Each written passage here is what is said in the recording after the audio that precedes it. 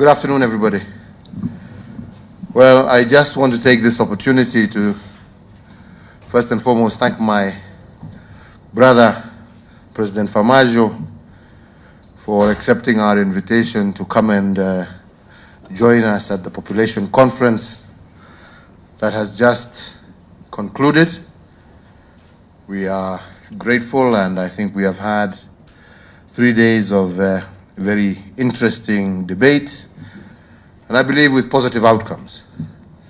We've also had the opportunity to engage with my brother on issues bilateral, and I must indeed say and thank my brother because we have had very, very fruitful deliberations, and the most important thing is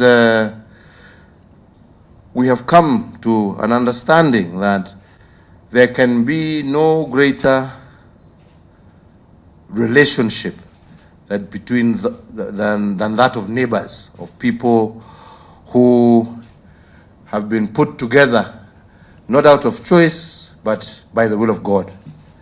And therefore it is important for us as people of one region, as neighbors, and people who have a lot of cultural similarities, to ensure that our relationship is always at its best.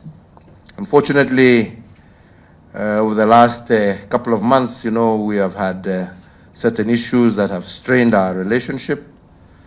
But today we have agreed with my brother that there is need for us to ensure we bring normality to our relationship, we bring sensibility back to our relationship. And as brothers who may disagree from time to time, but families always find a way of resolving their problems in a peaceful manner. So we agreed that from now onwards, we must do everything we can, especially as leaders, to ensure that our people live peacefully, they live happily, and we are able to work together because ultimately we are one people. So after lengthy discussions, which we have said we will continue, there were a number of issues that President Farmajo also raised with me that were of concern. And indeed, I have agreed that some of those issues we shall deal with immediately. First and foremost, we have said that previously, before all these issues, our brothers and sisters from Somalia were able to come to Kenya and get visas on arrival. But now, apparently, visas have now been referred back to the embassy in Mogadishu. So we have said that with immediate effect, we go back to normality, and our brothers and sisters from Somalia will be able to obtain their visas at the airport when they arrive. So no more referral visas. We go back, and we want to encourage our people to do business. We want to encourage our people to come and visit their friends and family. That is what is important, and we don't want any obstacles to that partnership. I think secondly, we have also discussed the issues about flights from Mogadishu into Nairobi, because now apparently they're going through Wajir. And we have agreed that within a week, the necessary authorities should put in place that which is necessary to ensure that we now have direct flights once again from Mogadishu to Nairobi. On all the other issues, we have agreed, as brothers will do, we will sit and continue our discussions, and we find solutions that are beneficial to both our countries, to both our peoples, and that will encourage and develop and grow the prosperity of our people and the brotherhood that should exist amongst neighbors. So with those few remarks, my brother, once again, thank you for accepting our invitation. We're happy to have you. We hope you will be a much more regular visitor. I look forward to seeing you in Mogadishu soon as well. And I am sure that with this renewed goodwill between us, I am sure we will find mutually acceptable solutions that will allow our two countries and our region to grow and to prosper, and for us to cherish the peace and stability that I think we both truly, truly desire. Thank you, and God bless you all. Karibu, my brother. Thank you. Good evening. Thank you, my brother, for your warm welcome and hospitality according to me and my delegation. I always enjoy to be here.